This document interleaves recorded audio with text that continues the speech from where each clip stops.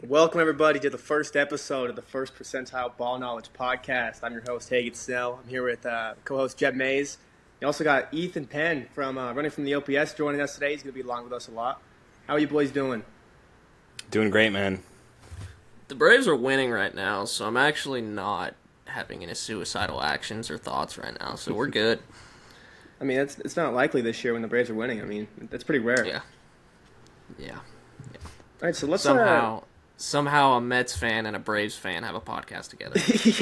yeah. I don't know how it's going to work in the end. No, it's fine. All right, so we got some big news this week, though. The Cubs, Justin Steele, injured his elbow, and he's going to be getting season-ending surgery. They're not sure if it's going to be Tommy John exactly yet, but he's going to be out for the year for the Cubs, and that's a huge blow for him. I mean, they really only had him and Shota as kind of those big arms rotation that were going to have to carry that rotation and that team down the stretch. And now without them, I mean, this rotation looks not good at all. I mean, right now, if you look at this, the rotation right now sits with Shota Imanaga, Matthew Boyd, Ben Brown, Colin Ray, and Jamison Tyone. And if you go to the minor leagues, the next guys back up there are Jordan Wicks and Cade Horton, with Wicks being the only one on the 40-man right now. How fucked are the Cubs? On a scale of 1 to 100, I think 120 wouldn't even be a bad measurement for them. Their offense bangs, and Porter Hodges looked great out of the bullpen with Ryan Presley. But in terms of that starting rotation depth, it's non-existent right now. And I know we kind of talked about it a little bit, probably unlikely, but if they could try and get like a Sandy Alcantara or a sneaky move at the deadline, that would be pretty good. But in terms of the rotation right now, it's pretty bleak after that injury to Justin Steele. How much would a Spencer Turnbull, hold you over? Or, I know me and Hagen are big on those ground ball, inning eater guys, old school mentality. How much does that help you till you could go out and get an Alcantara or a Lopez or somebody of that nature? I mean, I think getting him would help this rotation a lot just because even if he is, let's say, his average on what average season Spencer Turnbull is going to give you, it's another arm in that rotation that they need because we saw last year there was a stretch where Shota just wasn't good for whatever 5, 6, 7 starts, and it's like, what happens if Shota's not on his game? And then this rotation's really not that good. And you just kind of need. Well, even Turnbull last year with the Phillies before he got moved to the bullpen, which I don't know why they went with Taijuan Walker. I understand the contract situation, but he's looked bleak in the Phillies rotation. Turnbull had like a sub-3 ERA before he got moved. And even if he's a guy that's going to sit like mid-4s, if he can eat innings and give this team some depth down the stretch and they go out and make a big move to get a starter, that'd be huge. I mean, you're not looking for Spencer Turnbull to put up those like first half numbers before he got moved to the pen. Eat some innings, provide some depth, and it would be huge for the team. I mean, the offense, like we've stated, the offense is really, really good. I mean, we saw PCA hit 2 home runs last night. And that's what I was gonna say too. Is like you said, mid-4s. Like even if he does give you, let's say Turnbull goes out there and gives you a 4.2, 4.3, like, dude, that's all you don't need to have a sub-3 in this with this offense they have. I mean, this offense is crazy and it's long too. It's not just the top half that it's really heavy on. Like the bottom of the order is hitting well for him. Galamaya's been raking. Carson Kelly's been raking. Carson Kelly has like, 3 or 4 home runs? He had 2 the other night. And that's with Dansby Swanson hitting like a $190 right now, too, once he gets going. So, also another thing on the Cubs that came out here, Mike DePortes, he's the one that had that Vlad news earlier, but he's been a little hit or miss. He's the one that said Juan Soto was going to be a Red Sox, so he's still credible, though. But he came out the other day, and he was saying a report that Chicago Cubs and Kyle Tucker are in contract extension talks. He didn't have a money range, just at least from what I saw. But this honestly surprised me. I mean, I know the Cubs, you trade for a guy like Kyle Tucker and you give up a guy like Cam Smith, Isaac Paredes. You're going to have to try to keep Kyle Tucker as long as you can. But I just don't know if they're willing to open up the wallets. I know they have the money, especially with their Wrigley development. But, I mean, the biggest deal they've given out ever is Jason Hayward, and it was 8 years, $184 million. And Tucker's going to command $500. I would say at least 500 right now. I think low end's like 475. I saw somewhere it was 11,450. 11, because he's going to be, 29, so that would take him to age 40. Mm-hmm. I don't know. I think 425 is a low ball. I think this guy, like, think about the Cubs last year, and they didn't do too much adding to the team. Their offense with Kyle Tucker right now is nuts. So let's say even if he goes away from the Cubs, any team that Kyle Tucker goes on is a World Series contender team with him on it. I mean, if the Cubs had any sort of a resemblance of a rotation right now, they'd be scary good with how good that offense is. Kyle Tucker is a guy you need to keep in Chicago. They have to pony up the money because this is a guy that's going to win the multiple world championships if they do that.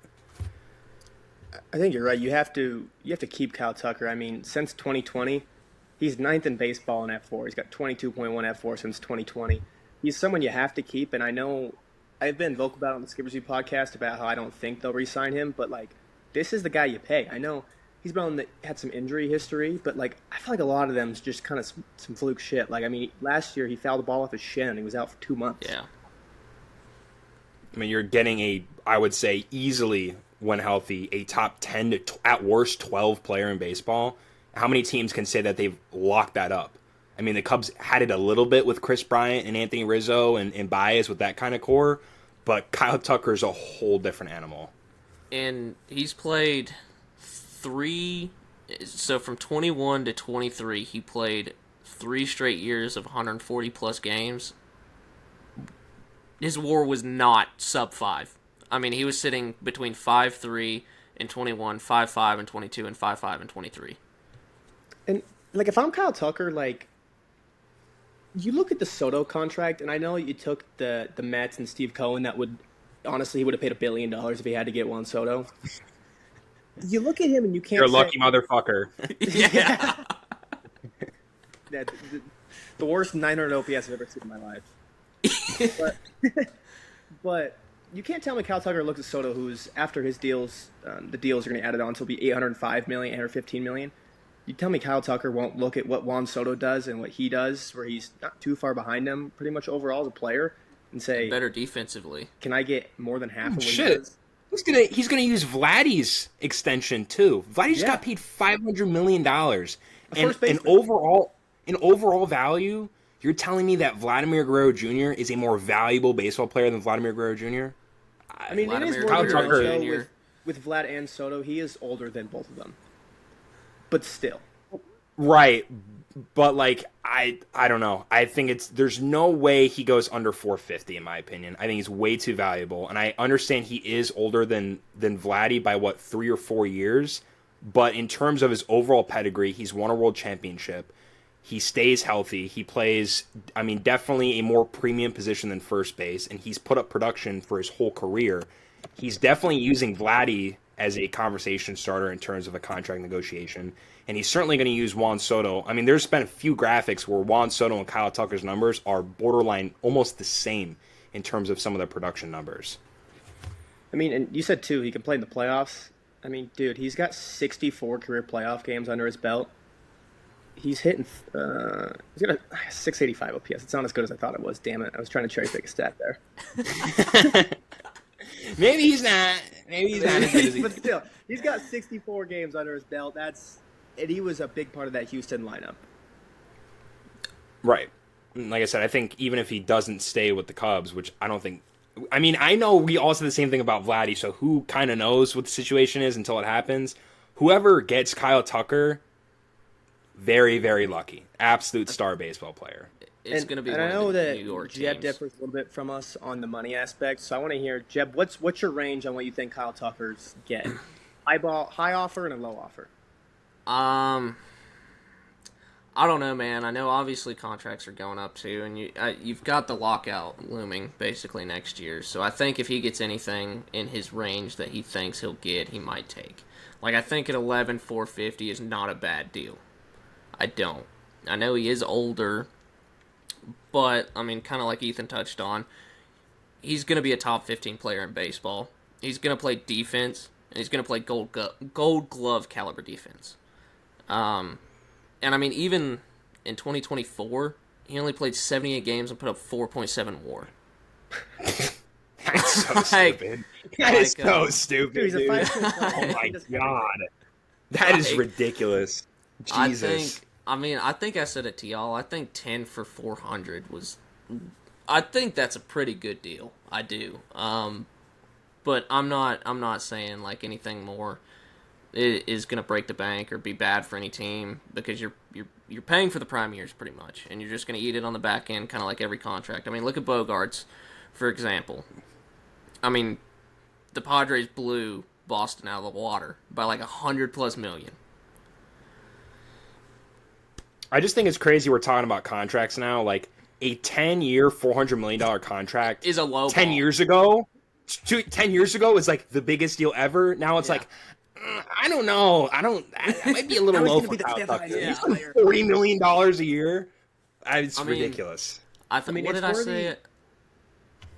What we're saying, I think Jeb? I said 12 for, what was it, 475, so that'd give him like 40 AAV till he's 40. I think that was from years 28 or 29 to 40, 40 AAV. I feel like that's a pretty good deal, but I could be wrong. I don't know. I mean, it's worthy to note too that we've kind of been spoiled the last few years with these guys. Like, I guess Vlad was bound to be a free agent going in this year. Kyle Tucker, I mean, we're saying he's a little old, but like still 29 is technically young for a Major League Baseball free agent. And obviously in his prime. 26. But Still might not even be in his prime. yeah. But there's not going to be another guy who's a superstar free agent coming up in the next 3 years. It's probably the Gunners and I was going to say, Orioles better lock up Gunnar Henderson. Yeah. What does that deal look like? Bro. 700. If it's not the Orioles, at least I would say at least $400 million. I wouldn't even question that. I mean, he's an elite talent. So then another we got some big news today too for the World Baseball Classic. Aaron Judge got named Captain America for Team USA for 2026 World Baseball Classic, and I love this. I mean, I think Mike Trout, we all loved seeing that the last time they had this, but he kind of got his turn at being Captain America, and he did a great job at it too. But I think Judge was the right option to go with here. I mean, first off, he's probably the best hitter since Barry Bonds. I mean, the talent already speaks for why he should get this, but just as a leader as well. I mean, I've only heard good things about Aaron Judge and the leader he is in that clubhouse for the Yankees, and just how he leads and like holds people accountable as well. And he leads the right way. He leads by example and also his words as well. I love it. I'm a huge WBC guy. I love it. I love watching it. It's very exciting, seeing all the Latin guys, because it means so much to them. It means so much more to them than it does to a lot of the guys who play for the U.S. Because as we've seen in years past, you've had not really the greatest of guys play in the WBC for Team USA, and then when they ran out the Island of Misfit Toys basically in, I believe it was 2017, and ran it and won, that kind of put it on the map. So then, when they had it 2 years ago, everybody was joining. You had Schwarber, you had Trout, you had Betts, you had Real Muto. I mean, they were loaded. The only problem is, and I don't think it's a player issue, I think it's a team issue, they're not getting enough pitching. You're running out guys like Miles Michaelis. No shade to him, but like shout out Miles Michaelis, by the way. Like a 38-year-old Lance Lynn. Like, I think if they could lock down a couple, like a starter or two, if the teams would let that. But obviously, teams aren't paying guys to go out there for the WBC. They're paying them to go out there and win a World Series. So I'm excited for it. I'm excited to see who else joins. If we get another Mookie and Trout and Harper, I think that would be absolutely great for the game. I love Aaron Judge. I thought it was low-key going to be Bryce Harper. I did too. Like, I would have, kind of a villain turning into a guy that I think everyone loves and shows up, unbelievable playoff numbers, kind of like that it guy. I thought it was going to be Bryce Harper, but I mean, yeah, Aaron Judge, other than I think Shohei Ohtani right now, probably grows the game more than anybody. He's putting up literally MLB The Show numbers right now. And even kind of to touch on your point, Hagen, about, and Jeb as well, the point of it means something to these guys. I forgot who it was, but it was a guy that's won, I think it was maybe for the DR or Puerto Rico, when they ended up making a run. He's won a WBC before. He said it was more valuable to him than the World Series. So some of these guys, with their countries behind their back, playing, some of these guys had no opportunities at life. The game of baseball was their way out, and they come and win a WBC championship. It's huge to these guys. And yeah, it's one of the most exciting, I think, events to watch in sports, just growing the game globally and having a guy like Aaron Judge, who's a showman, doing it for the United States now. And I think to touch on a good point too.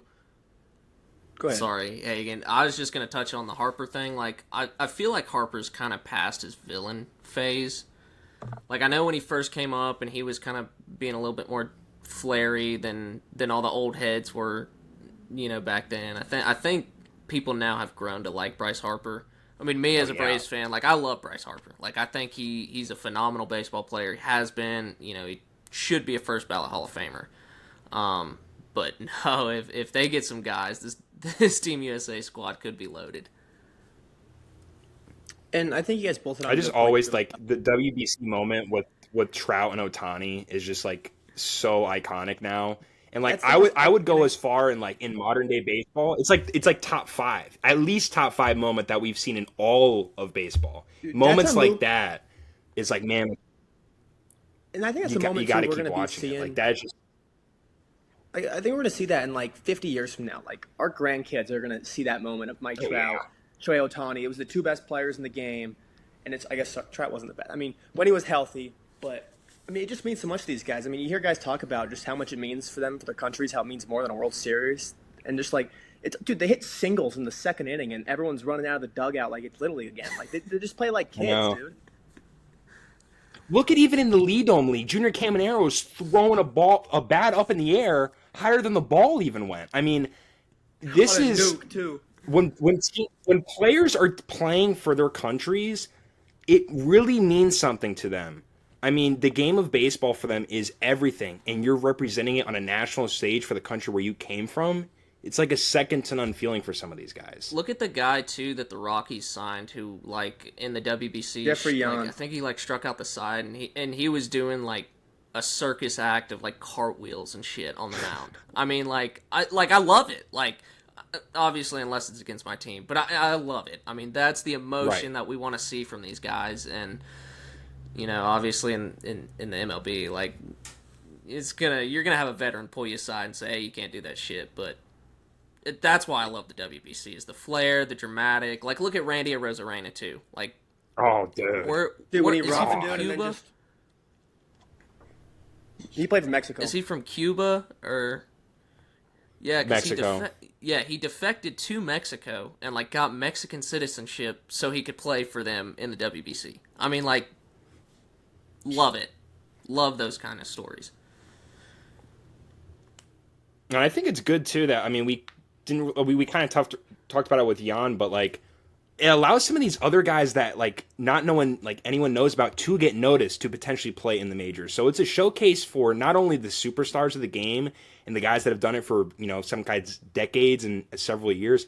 It's an opportunity for some of these guys playing in different countries to get that potential MLB experience, almost like a showcase for them. So I think just overall, it's a great thing for baseball. And look at I do want let's move on here to something 50. else we got here on the agenda. Yeah.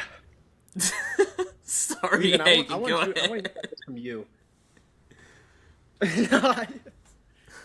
Ethan, you had a tweet the other day that went pretty viral, talking about Jack Caglione. You want to tell us about that? Yeah, the 12th hardest hit ball in the StatCast era. Royals right now. Yeah. Jack Caglione and Bobby Witt Jr. duo is going to be the most ridiculous thing ever. I mean, the ball was hit to the opposite field. I first saw someone post it. I think it was the Double-A announcer post about it. And then someone else said that they were there, and they said it was to the opposite field? How the hell are you hitting a ball 121 miles an hour? Granted, could be a TrackMan error. To the opposite field? And then yesterday, he goes 110 oppo, and it sounds like a fucking cannonball off of his bat. I mean, it is insane. It doesn't even look like he's playing. He looks like a Major League Baseball player playing with minor leaguers. You could say the same thing about Nick Kurtz right now too. I mean, the two of them, lefty power bats, have been unbelievable in the minors. And what's funny too about Jack Caglione is, dude, like 8 months ago, he was also pitching and was leading the country in strikeouts. Like, he can pitch too, and he can throw 98 miles an hour. Like, he's insane. Like, you hit a ball that hard. Like, I saw someone on X, they were, all right, if you go oppo 121, all right, you pull it, you're going 242. I mean, no, but like, think about it though. 121 oppo? That is absurd. It literally doesn't even sound real. I mean, I think when the guy tweeted it, it had like 200,000 views in like 5 minutes. I'm like, I couldn't even believe what I was looking at. It was ridiculous. Is he still pitching? I mean, no, he's solely a hitter right now.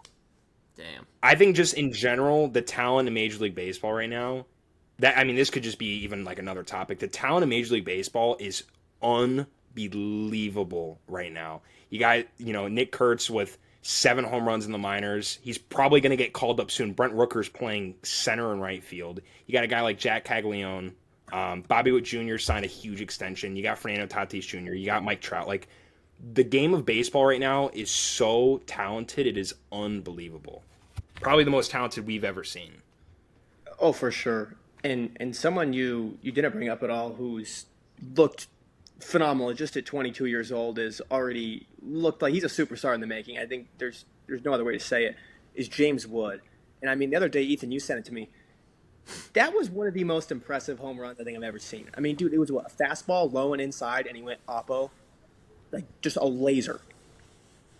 Did you see the clip of the Marlins broadcast reacting to it? He didn't even know what to say. I mean, dude. And even shout out Evan and Ryan from Baseball and Stitch. They posted a side-by-side of his oppo home run and Giancarlo Stanton's pole home run. It looked the exact same spot, almost same pitch. The bat speed, the raw power is absolutely unmatched. The fact that you could go 400 plus feet the opposite way at 110 while swinging a bat close to 80 miles an hour at 22 years old is ridiculous. And oh, by the way, the dude can steal bags. Like, James Wood has probably some of the most impressive power we've seen from like a rookie caliber player since like Aaron Judge. It's unbelievable. I mean, if you just want to go just that power speed that you highlighted there, sprint speed this year, he's 82nd percentile in that. If you want to go like even hard hit percentage, 99th percentile, barrel percentage, 99th percentile, average exit velocity, 95th percentile. I mean, dude, fuck, his ex-WOBA is 420, 93rd percentile. At 22 years old. Like, what the fuck are we doing with our lives, and what is this guy doing? I know. That's a good point, too. I was talking about it with my buddy. Like, I'm 23. Junior Caminero and James Wood are, like, just old enough to get beers, dude. And they're putting up 120 plus exit velos in the like it's ridiculous. The talent in Major League Baseball is absurd. And I know Jeb, big Braves guy, I think Chipper Jones was on Pitching Ninjas podcast saying that he would hit 200 in today's baseball with guys throwing 100 plus miles an hour and crazy splinkers and sweepers and a new kick change. And then you're seeing like guys like James Wood and Junior Caminero and Bobby Witt Jr. and Gunnar Henderson just adjust like nothing. It's unbelievable how good the game is right now. We're in such a great spot. I mean, Braves just Jeb, won, you got anything to add on to that? Let's fucking go. No, I mean, I agree, man. The game right now is just overflowing with talent. And I think it's also in a great spot because you have guys, too, who, even like defensive specialists or, even the platoon bats and stuff, too, are just as valuable sometimes as everyday players, too. Like, I think it was in 21 when the Giants won like 106 games. Like, they were platooning like Lamont Wade Jr. and who was it, Darren Ruff or something at like dude, right don't field get or me started something. on Darren Ruff, Like percent walk rate, bro. Yeah, like Like, Oh, Mets Darren just- Ruff or what? Oh, dude, that was Like, like respect to Darren Ruff, but that was like the worst fucking ball player I think I've ever seen in my life. That like just the amount of just being able to get the most from what you have in the guys, and it's not just certain teams too. Like we see it all over the league. Like I know Atlanta, from my perspective, is really good at it with like bullpen guys. Like they are really good at getting the most they can to an extent with bullpen guys, because they've got their core lineup pretty much locked down. But like the Giants in 21, and even the Dodgers too, man. Like look at the 12-man rotation they have and the 60-man roster that they have. Like they have a starter or two go down and they're fine because they've got Clayton Kershaw over here who's just like, yeah, you can take me off the injured list whenever, man. Like, Yeah, no, I mean it's insane. It is absolutely insane. I mean, yeah, and you bring up like not like everyday guys like Rafael. I think is a really good baseball player. The bat like kind of hasn't shown right now. That's a guy that literally can play second base, shortstop, left field, right field, center field. Could be a platinum glove defender. And if that bat even rolls around a little bit, like that's a guy that is, could have some pretty good upside. And they could have potentially gotten a steal of a contract if the bat's like around like a 100 to 105 WRC plus. But definitely some of those defensive specialist guys are extremely valuable as well. well, I don't know about y'all too, but like personally feel like if you're building a championship caliber team, you're obviously going to have your holes and you're going to have your noodle bats. And for me personally, I think if you have your noodle bats, it's got to be a catcher, a center fielder, or a middle infielder. You cannot have a noodle bat as a corner outfield or corner infield guy. You just can't. 100%. and I think we gotta. It'd be a disservice if we didn't talk about Hunter Green on this. I mean, he looks like probably, maybe, arguably the best pitcher in baseball right now. Dude, if you go back to July 1st last year, he's got starts at a 1 ERA. A 1 ERA, dude. What In about his last Spencer 80 and Schwellenbach, two-thirds baby? innings I'm not a homer for nothing. I think, yeah, if you want, we could just do a whole segment on arms that are doing good right now. But yeah, Hunter Green, in his start against the Giants, he pretty much had Maddox going until kind of the ninth inning. He kind of just didn't have the command. And I mean, even the other night, I think he had like 7 innings with like 8+ Ks. He's having 100-mile-an-hour fastballs, 5 or 6 inches out off the zone, cut the corners. Right, I mean, it's insane. He was developing pitches last year. He redefined his arsenal. He's redefining his skills right now, and we're seeing Cut down on the walk rate too. I mean, everything. He's absolutely unhittable right now. And they locked him up too. And I think 2 crazy stats that I saw about Hunter Green was fastballs thrown over 100 miles per hour this season by starters, 5. And all of them will be combined. Hunter Green has 59. That's his fastball. And for a slider, it's the only pitch to get thrown over 100 times this year, and people don't have a single hit on it. Hitters are 0 for 29 against his slider. It's got a 54% whiff percentage, and he's thrown it 112 times. I mean, yeah, it makes no sense. I mean, we can turn it over to Spencer Schwellenbach because I know Jeb is dying, and I know this is a guy a lot of us are high on. But Jeb, what have you seen from Spencer Schwellenbach this season? That's just like, I mean, he's unbelievable right now. You can't touch him. He's the ace. I mean, he's the ace of this staff. I mean, we were talking about it on, Tomahawk Talk, and I mean, it's coming down to the point now where it's like, if there's a do or die game, there's no question you're going Schwellenbach. I know Ben had a tweet, and I'm trying to find it, where he had the ERA plus one. Yeah, like a 8.92 or 8.96 ERA plus in like 3 starts. It's absolutely insane. And this was compared to Hunter Green. Like he made Hunter Green kind of look not good. But no, I mean the difference between them. I mean it's 1.2 WAR to 1.1 WAR. 3 games, 3 starts, 20 innings to 20 and 2/3. Wins and losses, take that however you may. I mean it's 1-0 to 1-1. 0.45 for Schwelly and 1.31 for Hunter Green. Yeah, 8.96 ERA plus versus 3.27. Hunter Green's got him on the strikeouts. They both. So Schwelly has 19 Ks. Hunter Green has 23. They both have 3 walks. I mean, that's insane. That's just pounding the zone, which is kind of a problem in today's game. Like, it's more like, how fast can you throw a ball for? I mean, pretty much. Yeah, 100%. Yo, you threw a ball. And 40, I think your stop too. loss was 140. Yeah. Oh, yeah. That's a whole other debate. Yeah, 140. Graded stuff, but with a 18% walk rate. With 21.6 IVB.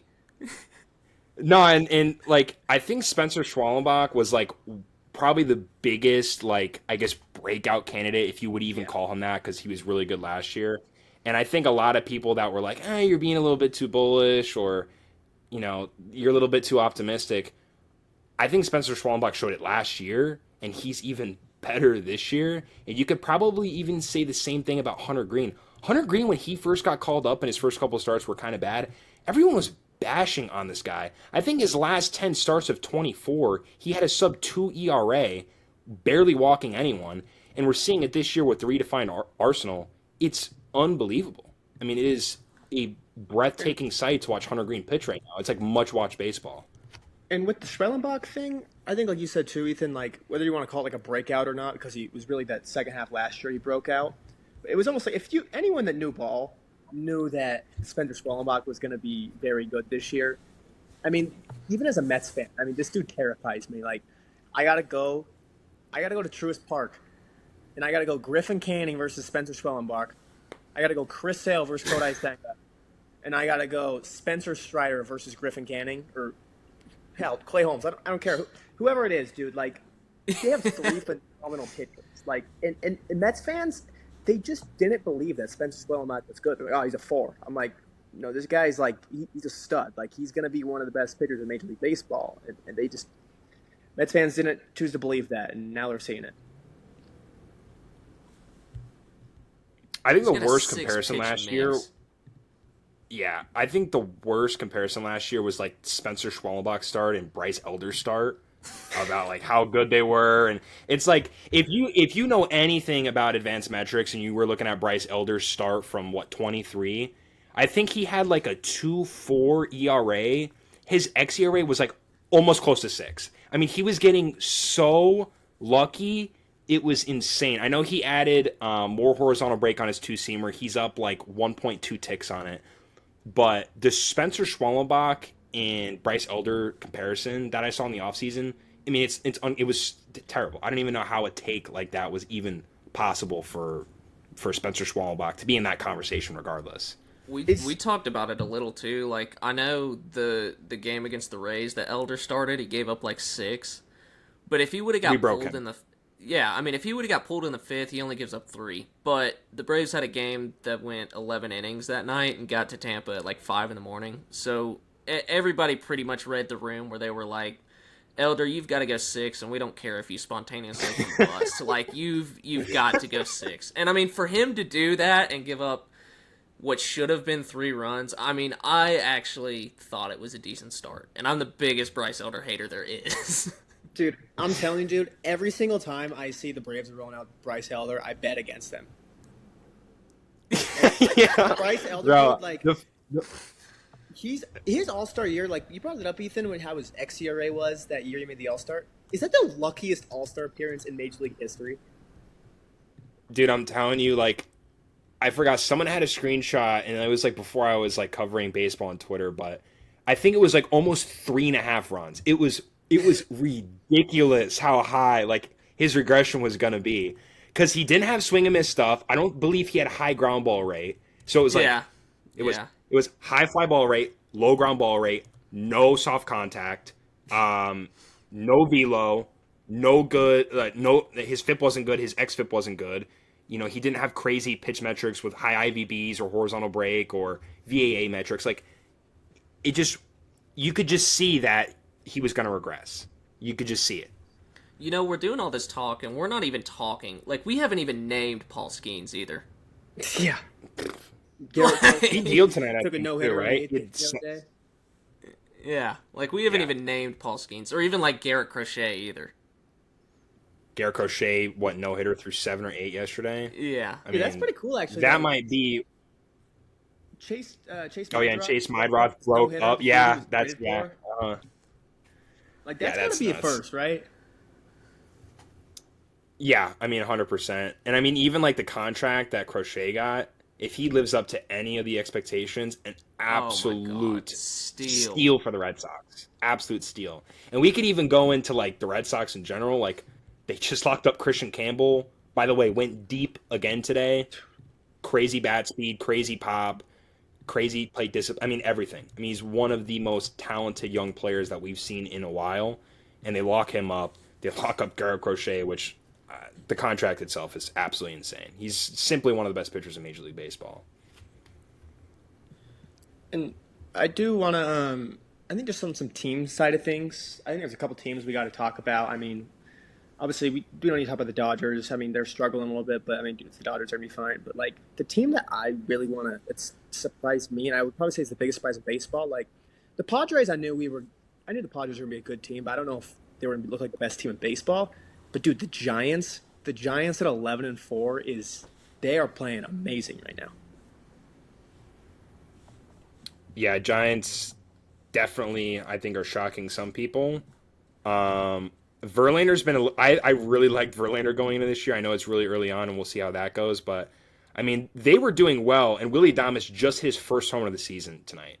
So if he gets going, and you have Lamont Wade Jr., they just locked up Yaz. Yaz went deep again today.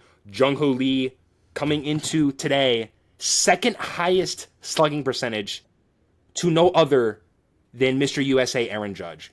They have Matt Chapman, who's still probably going to get going. They got guys in the rotation that are dogs. Logan Webb the other day, when we were talking about Hunter Green, Logan Webb matched him with 10 Ks the other night too. So, yeah, Giants definitely some surprisers, and they got some good dudes in the pen. So, I think that Jung-Hoo Lee point encouraging. is the biggest surprise too on the Giants team. Like I think we were all excited to see what a healthy Jung-Hoo Lee would be. I mean, I was thinking maybe a 110 to a 120 WRC plus guy he is. I mean, dude, I know it's early on. He's only got like 50 at bats. Dude, he has the second best WRC plus in baseball, trailing only Aaron Judge. Dude, he's third in WAR, only behind Kyle Tucker and Aaron Judge. Or sorry, Corbin Carroll and Aaron Judge. He's been phenomenal for this team. Yeah, I know everyone kind of talks about like the offensive upside. The dude is elite in center field. Like can grab it as well as pretty much anyone in Major League Baseball. So the overall talent package with Jung-Hoo Lee is ridiculous, and we're seeing it this year. If I really hope he can stay healthy. I know he had like a back issue coming out of spring, but if we see a healthy Jung-Hoo Lee, the league better watch out. I going into this year, like I thought it was going to be the AL East and probably the NL East were going to be the two most competitive divisions. The National League West might take it because we haven't even talked about the Diamondbacks either. Yeah. Like, dude, there's going to be an like 85 to 86 win team that's going to take fourth in their division. That's not going to make it. Yeah. And that actually opens up my question. I was going to ask you guys: do the Giants have a real shot to make the playoffs? Because, I mean, the Dodgers they're a lock. I mean, if the Padres, I wouldn't say they're a lock because I think they're so top heavy. Where if one of their dudes goes down, they could be screwed. But the D-backs they're good too, dude. Like two teams. I mean, the Phillies, Braves, Mets. Two teams are going to make it out of there, I'd assume. I think maybe next year they could if they do like a sneaky move. And I mean, this is not going to happen. This is like a very, very hypothetical. The Giants have swung and missed on so many free agents. What if they just go and get Kyle Tucker? What if they just give him the entire Bay Area? And you know what, Kyle Tucker, blank check. We'll get you. We already have Willie Adames, Matt Chapman, Jung-Hoo Lee when healthy. Put you in right field. Do whatever you want. They have Heliot Ramos who's doing really good this year too. I think next year or the year after they could definitely be better. But I mean, you mentioned the Padres have been unbelievable. I really don't see them faltering. I think a lot of people were underrating them. And look what they've done to Nick Pivetta. Yeah. Nick Pivetta looks unbelievable right now. You're getting a healthy Tatis. Gavin Sheets looks like Barry Bonds right now. I mean, they definitely have, obviously their main guys, your Machado, Xander Bogaerts if he does it. Tatis, Cronenworth. Jackson But you get a guy Merrill. like yeah, well Jackson Merrill too, injured right now, which does suck with the hamstring. But yeah, you get a guy like Gavin Sheets who's putting up great numbers, could be like a solid platoon neutral bat. Like that's a scary team with that rotation too.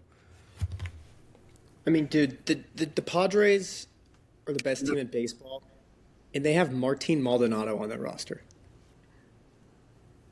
That is insane. Like Martin Dude, he had. Maldonado. I was talking about it in the Skippers View group chat. Dude, he had 3 or 4 hits in one game. I was like, "There's no way this is real, bro." Martin Against us, Maldonado I'm pretty sure. 3-hit game. Oh my When was the gosh, last time he had Pretty three sure it hits was in a week? against us. that's fucked up. Yeah, no, I mean 3 hits in one game is. I couldn't even believe. I think it was against the A's. I was like, "There's no way this is real right now." I mean, this has to be That was a little AI. harsh. I'm not gonna lie. How shocked, I guess you could say, are y'all at the A's? I mean, they're 6-10 right now, and that the AL West is like there's not going to be a runaway winner. No, I mean it's really hard for like those predictions. Like I loved the A's going into this year. I didn't, I guess, necessarily have them as like a playoff lock. I know a lot of people were like, "Oh, they'll easily make." I think it was kind of a little bit of like a overhype thing. I think they're definitely not playing as good as they can. Um, I know Leclerc's been kind of blowing it. The bullpen's been allowing a lot of runs, and that ballpark too. I don't know if you've seen like the Yeah. total runs at Yeah. that ballpark. It's ridiculous. I think there was a point where it was like 15 plus runs for like 4 straight games.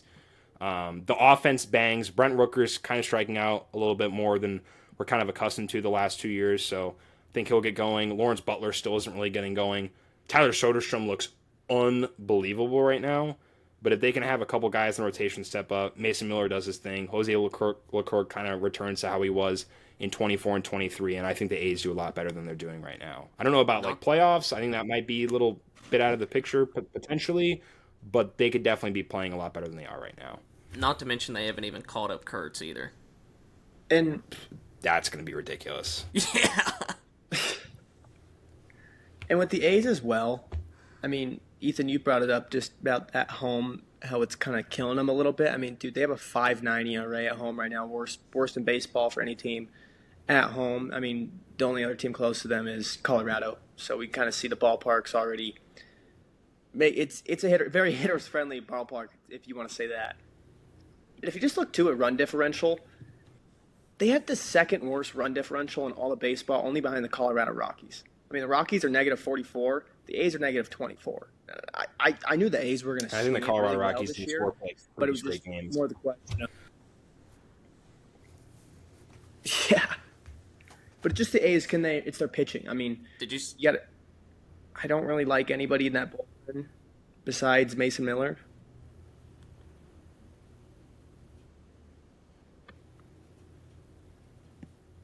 Yeah, I mean, I just think there's a lot of question marks with them. I think offensively they're really good. I mean, we saw it last year. It was like middle of the pack offense, like first half, second half, they went nuts. I mean, Lawrence Butler and Brent Rooker were putting up like Judge and Soto combined numbers in the second half last year.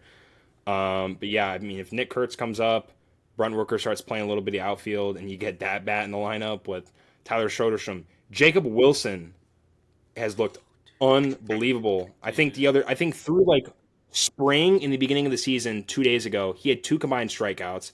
I posted a thread on him. He has a under 3% whiff rate on a fastball. It is uncanny in today's game.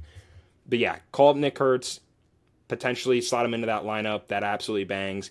You have a few guys in the rotation step up. Maybe they can get a bullpen arm if they're kind of in the running, but they definitely are going to play better than they are right now. I really think they will. The offense is too good, and some of the guys in rotation just haven't been that good to start the year.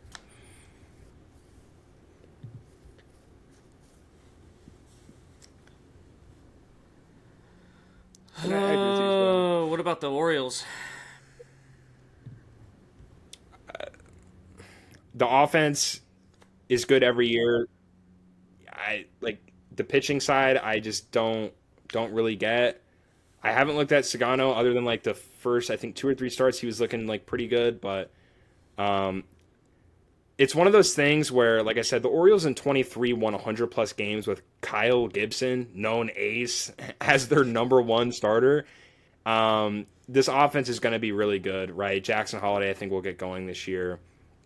Gunnar Henderson just came back. I mean, the offenses are, undoubtedly, I would say top 10 in baseball when it gets going. So, as long as the guys in rotation could muster up like a mid to low 4 ERA, and the bullpen could be locked down with Bautista and Cano, I think they'll be okay. But the pitching has obviously been worrisome. And I think that was right. the main thing coming into this year. Yeah. You're right. And the pitching's like the offense, you don't need to talk about the offense because we all know how good their offense really is. And like you said, it's the same issue going into the offseason. I mean, we talked from Evan from Baseball and Stitch about it countless times in the offseason about what's their pitching going to be like. And we see it now, dude. I mean, their IL rotation right now is Kyle Bradish, Zach Eflin, Grayson Rodriguez, Trevor Rogers, and Tyler Wells. Their current rotation is Charlie Morton, Dean Kremer, Tomoyuki Sugano, and Cade Povich. You're just hoping those dudes don't implode every time they go out there right now. I mean, you have the offense to back them up, but dude, you're going to go to even if you go to the playoffs, like let's say when Grayson's back, everything goes well, and Eflin comes back too, like, do you really feel comfortable with the Orioles in the playoffs with Eflin and Grayson to win you a playoff series? Well, it's different in the playoffs because you're going more like basically one time through the lineup. It's more of an opener status. You're not going to have guys going out there giving 7 innings unless they're completely shoving. I mean, that's why bullpens are so vital in the playoffs, is because you're using your bullpen almost every night from like the 5th inning on. I mean, guys in the playoffs are like not seeing a lineup 2 times through unless your name is Zach Wheeler, Tarek Skubal, and maybe, I don't know, a Schwellenbach. Yeah, I mean, You putting Schwellenbach in there already? They just and this is like the one. I would. I don't even care, dude. Like Spencer Schwellenbach is so good, and I'm tired of like the being optimistic or pushing for. I mean, the dude is simply one of the best pitchers in baseball right now. But even just like a view of the playoffs, yeah. I mean, I think you kind of have to be on board with it. I think a lot of people were, including all 3 of us last year, very early on, and the train's way left the station by now. But in terms of like the playoffs for the Orioles, you just got to get into the playoffs, dude. You don't need to be great. You don't need to be the Dodgers. You don't need to be potentially the Padres that are going to win 90-plus games if they could do that. A juggernaut team like that. Get in the playoffs. Have a couple guys get hot. I mean, look at the Braves last year. I mean, yeah, they were kind of clunked, near the end. They didn't do anything in the playoffs. This is a team that a lot of people had a lot of high expectations with last year. I know there were some injury concerns. They had a dud performance in the playoffs. And you even saw the Padres going in with the Dodgers. Padres looked like pretty much the sole team to win the World Series last year, and they couldn't score against the Dodgers. You never know with the playoffs. Get in, have a couple guys get hot, maybe have one of your guys that's not an ace put up a good performance. I mean, like we saw with Jordan Montgomery 2 years ago, and see what you could do. They just got to, any team that is making the playoffs just has to get in. You never know what's going to happen in October now, especially that we've seen the last couple years. Like, the Mets made the NLCS last year. Like, who the fuck thought that was going to happen? I mean, seriously. I mean, the Mets had... Oh, shit. Oh, all right, man. Well, Hagen's gone. But, yeah, I mean, yeah, and who'd we beat? Kind of touching on what I said, too. We beat you guys to go into the playoffs. There's and a then we handful beat Philly of pitchers who are going to go more than one time through the lineup in the playoffs. Handful. Yeah, I mean... probably your scoop ball, your Wheeler. Other than maybe that, like Nola, it's maybe, but even his stuff is like he's obviously regressing. Yeah, I mean, it's just you just got to get into the playoffs. I think that's kind of the main thing with the Orioles. If their rotation is able to put up those, sub 4, low 4 ERAs, the offense does what it does the last several years. I think they could still be a playoff team. And like I said, I mean, it's so hard to talk about some of these topics because the season is so early on, right? I mean, the Braves look like the worst team in baseball the first 12 games of the season, and they come out against the Blue Jays today and hit a plethora of home runs. Austin Riley recently has been super, super hot. Yeah. You saw Michael Harris get hot in the Rays series towards the end, hitting that home run off of Cole Sulser. So it's really hard early on with some of these teams and some of these kind of predictions. You kind of have to see how it pans out. But yeah, I think the Orioles will be just fine with that. But dude, I don't know if it's the old head in me, but like you've got to have some type of starter in that rotation that's a staple that is like, okay, we're not going to have to use the bullpen at all today. Because over 162, using that bullpen pretty much as your innings guys, like that's going to put such a toll. And especially if they're a wild card team, man, you're using that bullpen so heavy. And we saw it with Bautista. And even kind of Cano, too, where, like, right. The innings got to him. Like, I mean, in that year, too, I mean, as a Rays fan, watching him dominate us every single time he came in, I mean, the dude was unbelievable. I mean, there were times where he was going consistently 2 innings per appearance. And it was like almost a ticking time bomb. And, I mean, obviously the Orioles were probably aware of it, but you have to have, like a Cano step up or some of these, or Perez, like some of these other guys to step up. So, Bautista can just solidify himself back into that 1 inning role and not have to worry about that stuff. But, who are like a few guys that you have like been looking at? Could be league wide, could be with the Braves, or maybe a team that's like kind of shocking you right now. Like what is something about this season that has definitely been standing out to you? I mean, the Angels being in first place is kind of shocking. Yeah. The Twins being terrible. The Twins are so bad right now.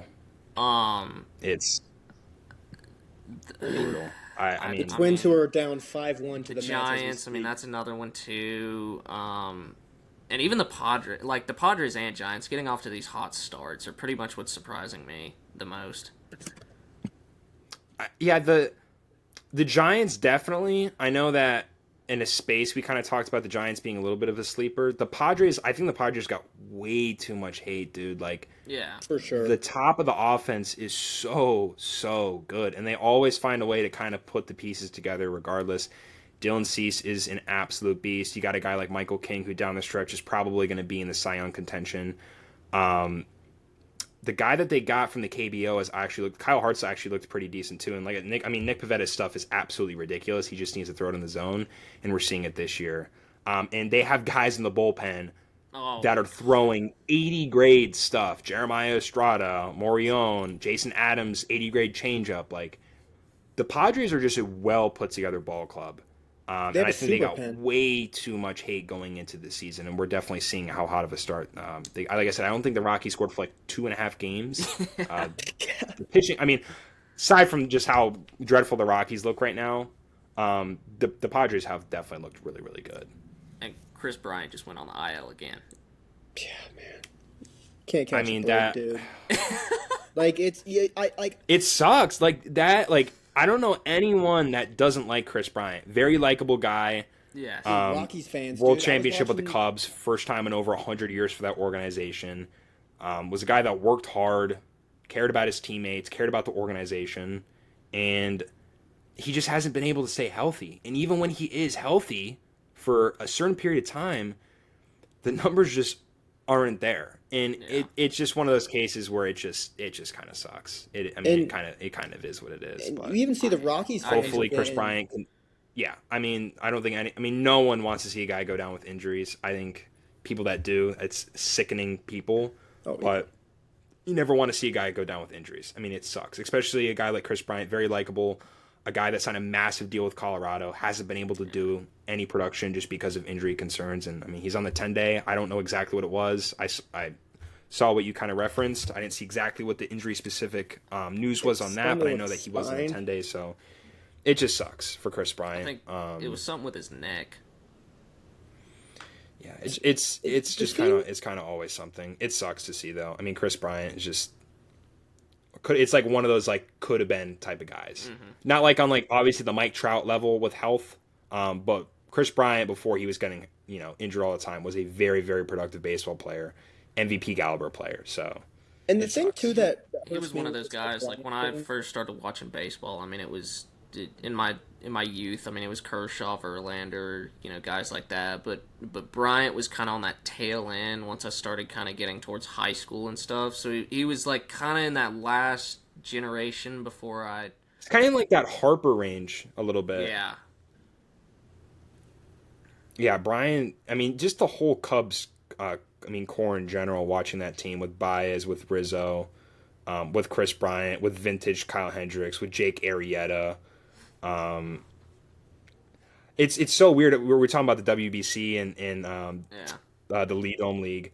Junior Lake. I don't know if you remember Junior Lake on the Cubs. Junior Lake is still playing baseball, so I feel like everywhere you kind of go around the league and watch baseball games, you kind of think of like that vintage like 2016 run that the Cubs had.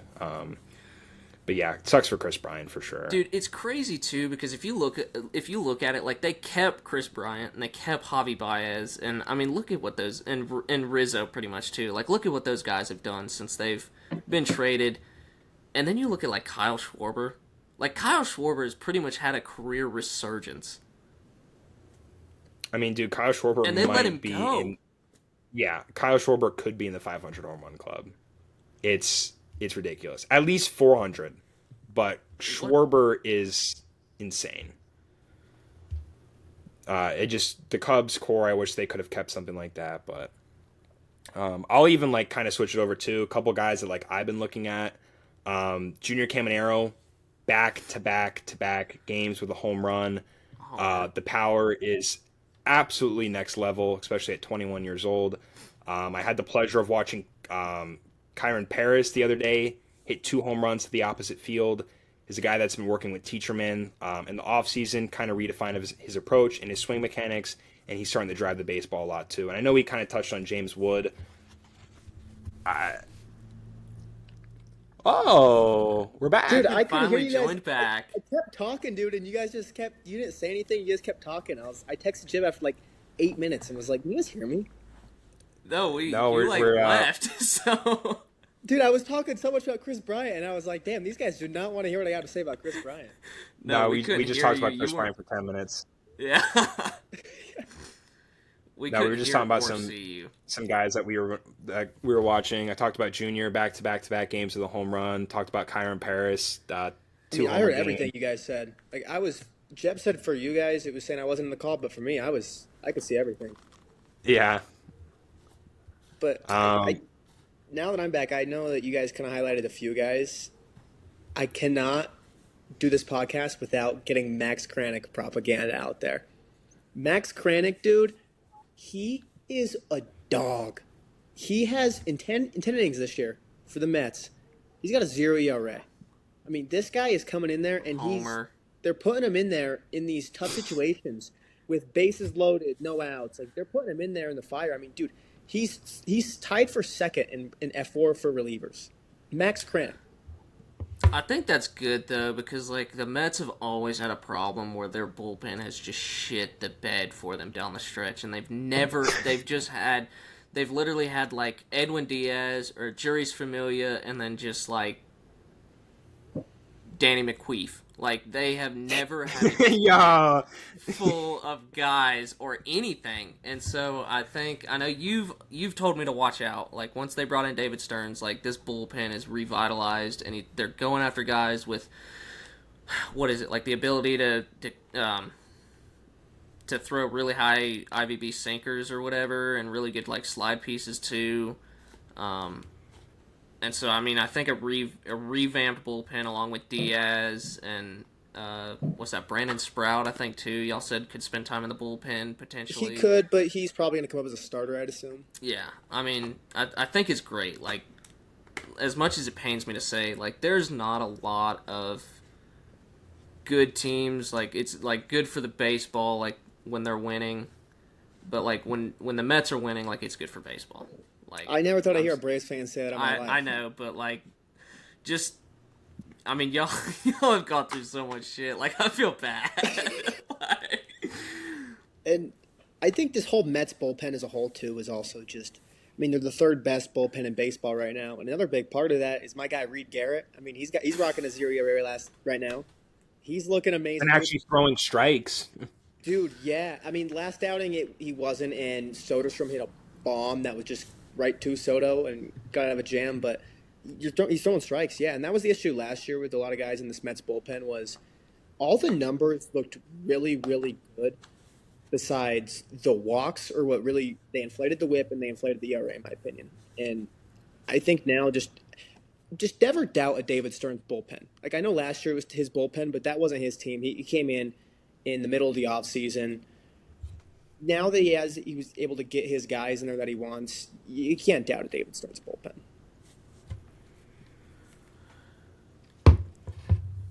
Okay, we haven't brought him up. I've been waiting, and now an hour and 30 seconds.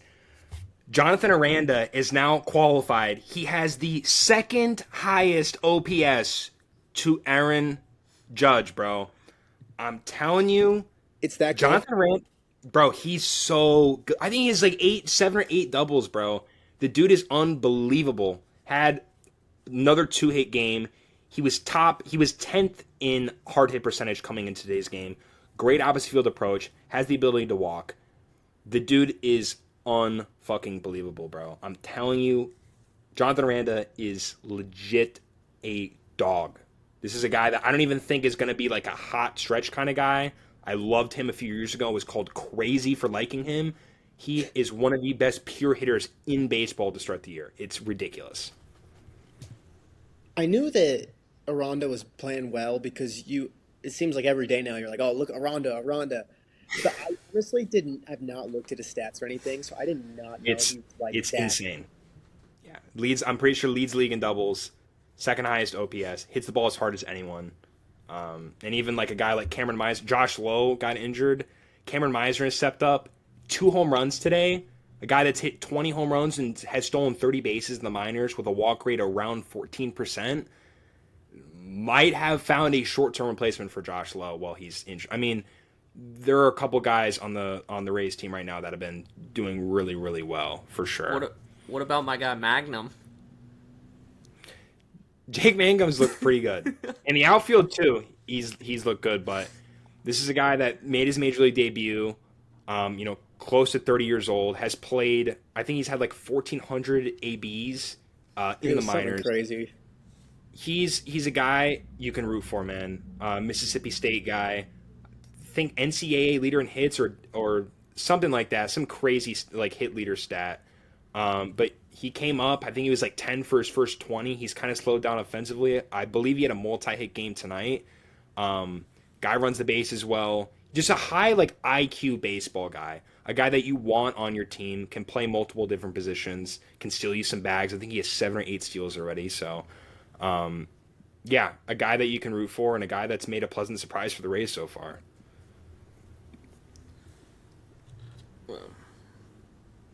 Trying to think if there's some other guys that have been like really stepping up this year that have been really good. I think Jeff Hoffman too. There he goes back. This guy. Jeff Jeff Hoffman's really. He's been good. Did you what was your take on the Kiss thing? I thought it was great. I think it's great for the game of baseball. They passed up on him. I think it's good. The guys in the dugout didn't fucking pass up on him. It was the front office that passed up on him. Why are you blowing a kiss at the dugout? Blow a kiss at the front office. Sure, you're in the heat of the moment. He was fantastic last year. He was looking for money. He probably wanted to go to Baltimore. And I think in the heat of the moment thing, I think he struck out the side, definitely had the last out as a strikeout. Strikes him out, and you're going to let your emotions show. Regardless if it's, they're not the front office guys. That's a huge moment for him, and Jeff Hoffman has quietly been one of the best relievers in baseball for the better half of 2 years now. The guy is legit.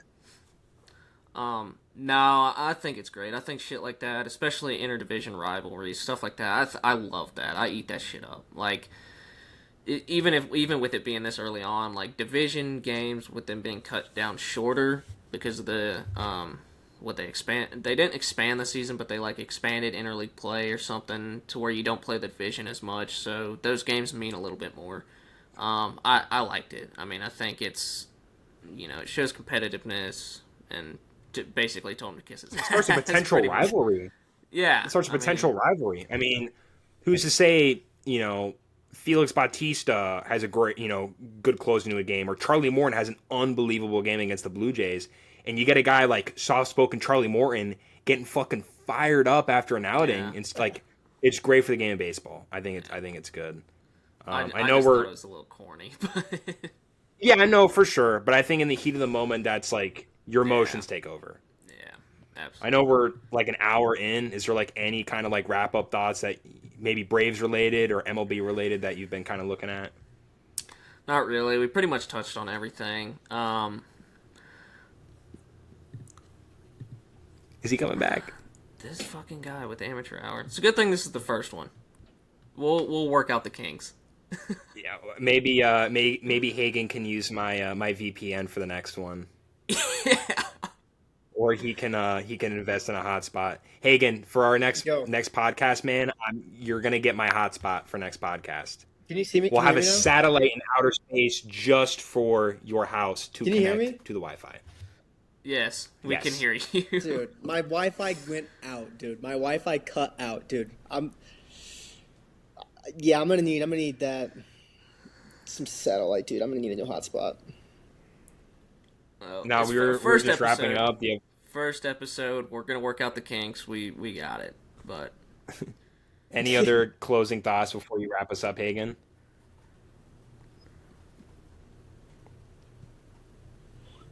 Wi-Fi is no way. This dude. Oh my god. I think on that note, it's a great closing note. Could literally be labeled Hagen Snell and his Wi-Fi issues while talking about Vladimir Guerrero Jr. Kyle Tucker situation. But if you guys don't have anything else to say, I think we covered a lot. This is something that we definitely want to pump out a few times a week. And once Hagen gets that Wi-Fi situation, we're gonna get cranking. Yeah, I do this final thought. Hopefully my Wi-Fi doesn't cut out for me right here, but just make sure to follow us on Twitter. We're gonna be posting some clips and stuff, posting episodes out there, put some content out there. It's just FPBK Pod on X. So go give us a follow over there. Yeah, YouTube. We'll be on YouTube. Like, rate, subscribe, comment. Give us 5 stars. Give us 1 star for Hagen's internet. Do what you want. But if that's it, Hagen, man, send us home. Yeah, I think that's it. Like Ethan said, we're going to be trying to plan and get a few episodes out a week. I'll get the Wi-Fi sorted out so you guys don't have to deal with that, you listeners out there. But appreciate everybody coming in and listening to us. Thank you guys, and hope to see you guys next time. Deuces.